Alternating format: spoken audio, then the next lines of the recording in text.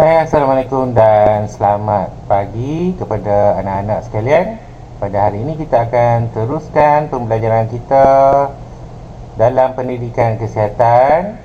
Kita masuk pada tajuk unit 3 pertolongan cemas, muka surat 184. Kalau kita tengok pada tajuk hari ini, kita tengok standard pembelajaran bagi tajuk ini adalah mengetahui prinsip dan prosedur Dr. ABC, mengaplikasikan prinsip dan prosedur Dr. ABC, menilai tindakan yang diambil semasa melaksanakan prosedur Dr. ABC. Okey, kita tengok maksud pertolongan cemas ialah bantuan permulaan yang diberikan kepada individu yang tercedera semasa menanti ketibaan ambulans, doktor atau pakar perubatan. Kecederaan boleh terjadi akibat kemalangan atau kesakitan yang datang secara mengejut. Okey, kalau kita tengok pada situasi ni, dia kata pertolongan cemas ialah bantuan permulaan. Maknanya kat sini siapa-siapa pun boleh memberi bantuan permulaan kepada individu yang cedera sementara menanti ketibaan pakar perubatan yang lain. Okey, jadi tanggungjawab kita sebagai seorang pelajar ataupun sebagai seorang manusia hendaklah memberi bantuan sekiranya berlakunya kemalangan. Okey, bagi tajuk ni, sebelum ni saya dah ajak kamu untuk tingkatan 1, tapi masa tu seingat saya kita di bawah tajuk kecergasan fizikal kalau kita mengalami kecederaan di padang kan.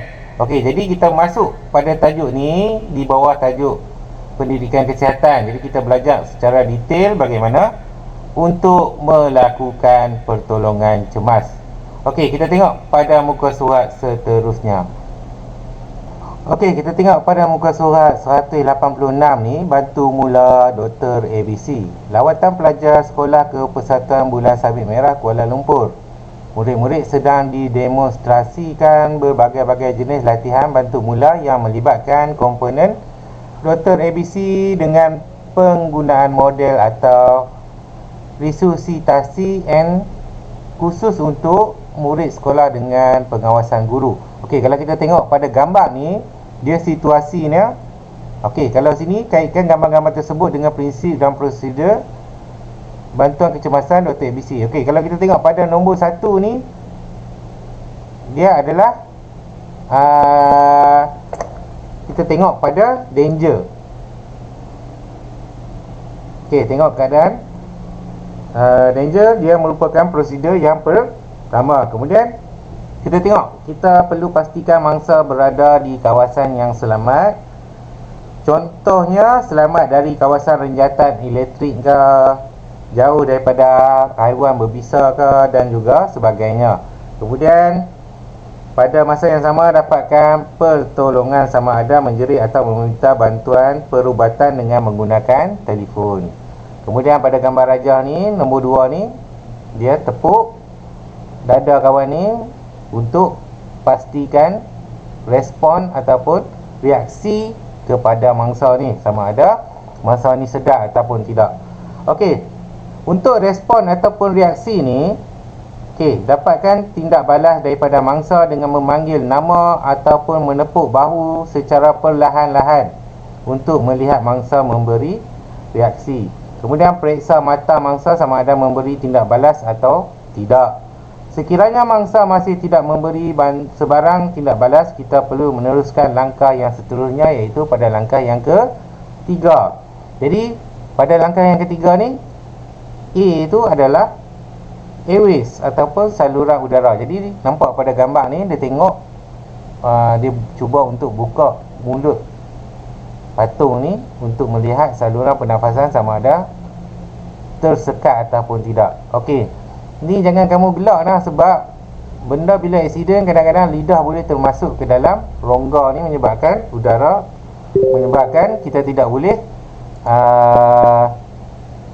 bernafas bila lidah ni termasuk dalam rongga udara kamu.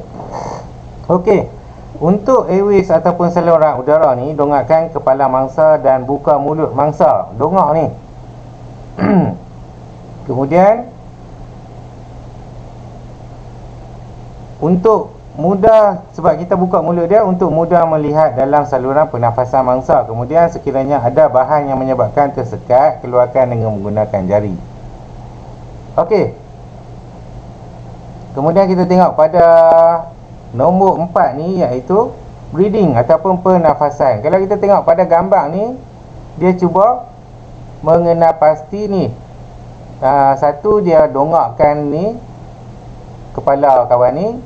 Kemudian dia cuba merasa sama ada kawan ni bernafas ataupun tidak menggunakan muka sama ada. Bila kawan ni bernafas gunakan muka, mestilah terkena pada muka ni lah si pemberi bantuan ni, sebab lebih mudah untuk kita mengesan dia.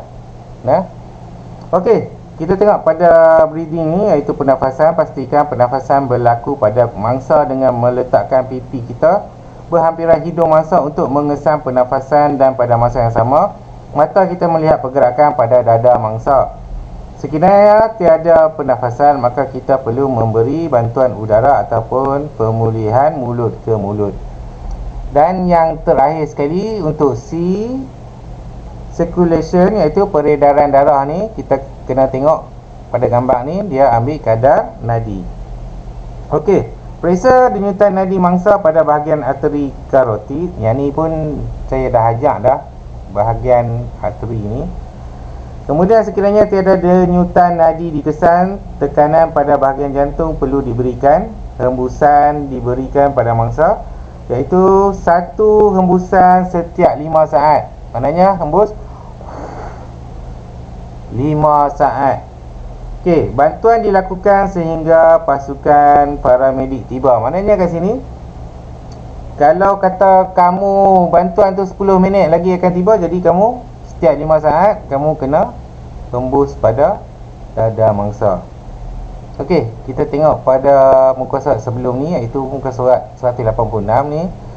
Okey, yang ni saya dah kaitkan pada gambar ni, kita dah terangkan dah, saya dah terangkan. Kemudian kita tengok resusitasi ni apa dia? Kaedah memulihkan seseorang yang hampir maut secara tiba-tiba seperti lemas atau serangan jantung. Okey, kita sambung pada muka surat seterusnya.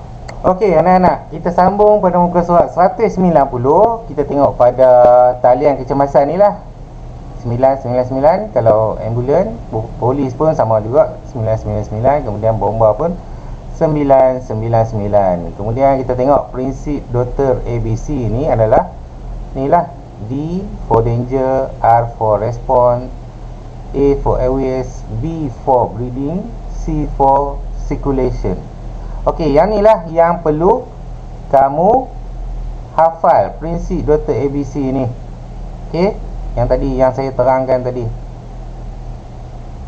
Okey, saya pun tak mau nak terang banyak-banyak, sebab prinsip Dr. ABC ni pun saya dah terangkan kepada kamu sebelum-sebelum ni secara detail. Jadi takat itu saja untuk tajuk pertolongan cemas ni, dan kita telah menghabiskan tajuk pendidikan kesihatan ni sepenuhnya. Nanti kita akan masuk semula pada tajuk pendidikan jasmani pula.